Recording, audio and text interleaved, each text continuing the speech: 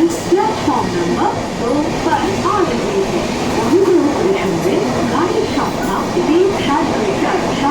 Howrah Bandel local 2 নম্বর প্ল্যাটফর্মে আসছে।